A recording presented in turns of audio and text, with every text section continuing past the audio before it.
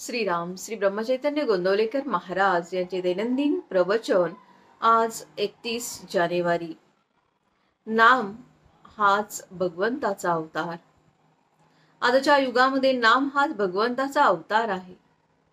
सृष्टांचे रक्षण आणि दुष्टांचा नाश करण्याकरिता मी अवतार घेतो असे भगवंतांनी गीतेत सांगितले आहे।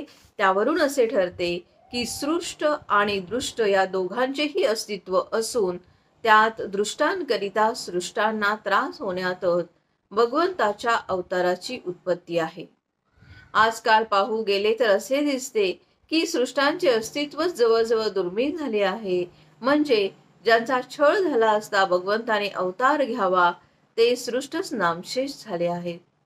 मग अवतार तरी कुणासाठी कसा व्हावा?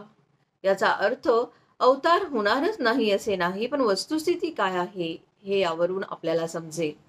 आजची परिस्थिती आणि पूर्वीच्या काळची परिस्थिती यामध्ये फरक आहे। पूर्वी सद्वासना जिवंत होती, पण ती उघडपणे कृतीत आणणे कठीण होते। आता सद्वासनाच नाहीशी झाली आहे, म्हणजे पायाच ढासळला आहे, जिथे कृतीचा प्रश्नच उद्भवत नाही। पूर्वी सद्वासना सूक्ष्मपणे का होईना जिवंत होती, पण स्थूल प्रकट कृती दुर्घट झाली होती। त्यावेळी भगवंताला स्थूलामध्ये येऊन कार्य करणे जरूर होते आणि अशा वेळी अवतार घेऊन म्हणजे सगुण रूप धारण करून भगवंतांनी कार्य केलेही। आताचा प्रश्न दुर्वासना जाऊन सद्वासना कशी उत्पन्न होईल हा आहे। म्हणजे कार्य सूक्ष्मातले आहे। म्हणजे जसा रोग तसे औषध किंवा काट्याने काटा काढावा या न्यायाने उपाययोजना सूक्ष्मातच केली पाहिजे।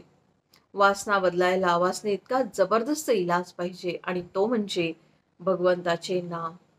चालू परिस्थितीशी जवळून मार्ग काढून नेणारा असा जर कोणता अवतार असेल तर तो भगवंताच्या नामाचाच आहे आणि त्याकरिता सर्वांनी भगवंताच्या नामाचा टाहो फोडणे जरूर आहे।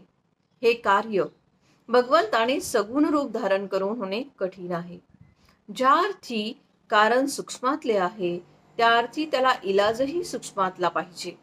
म्हणून नामावताराची आज गरज आहे।